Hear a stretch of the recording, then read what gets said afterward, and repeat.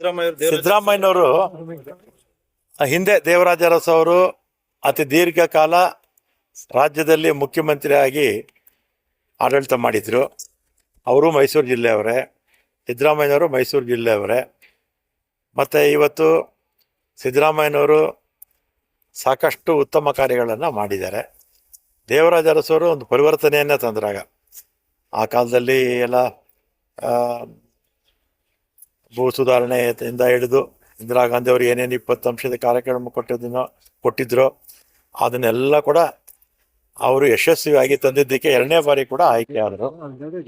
ಆಮೇಲೆ ದೇವರಾಜ ಅರಸವರು ಆರ್ಥಿಕವಾಗಿ, ಶೈಕ್ಷಣಿಕವಾಗಿ ಅತ್ಯಂತ ಹಿಂದುಳಿದ ವರ್ಗಗಳು ಮತ್ತು ಬಡವರಿಗೆ ಅನೇಕ ಕಾರ್ಯಕ್ರಮಗಳನ್ನು ಕೊಟ್ಟಂಥವ್ರು. ಈಗಿರ್ತಕ್ಕಂಥ ರಾಜಕೀಯದಲ್ಲಿ ಬಹುತೇಕರನ್ನು ಅವರು ಆಗೆಲ್ಲ ಪ್ರಬಲ ಕೋಮುಗಳೇ ಹೆಚ್ಚು ವಿಧಾನಸಭೆಯಲ್ಲಿ ಆಯ್ಕೆ ಆಗ್ತಾಯಿದ್ರು. ಸಣ್ಣ ಪುಟ್ಟ ಕೋಮು ಜನ ಕೂಡ ವಿಧಾನಸಭೆಗೆ ಪ್ರವೇಶ ಮಾಡೋದಕ್ಕೆ ಅವಕಾಶ ಕಲಿಸ್ಕೊಟ್ಟಂಥವ್ರು ದೇವರಾಜ ಅರಸವರು. ಮತ್ತು ಅವ್ರದ್ದೇ ಜಿಲ್ಲೆಯವರಾದ ಸಿದ್ದರಾಮಯ್ಯನವರು ಇವತ್ತು ಅವ್ರ ಥರನೇ ಕೆಲಸ ಮಾಡೋಕ್ಕೆ ಪ್ರಯತ್ನ ಮಾಡಿದ್ದಾರೆ. ಜಾತಿ, ಮತ, ಧರ್ಮ ಇನ್ನೊಂದು ಏನು ಇಲ್ಲದೆ ಯಾರು ಆರ್ಥಿಕ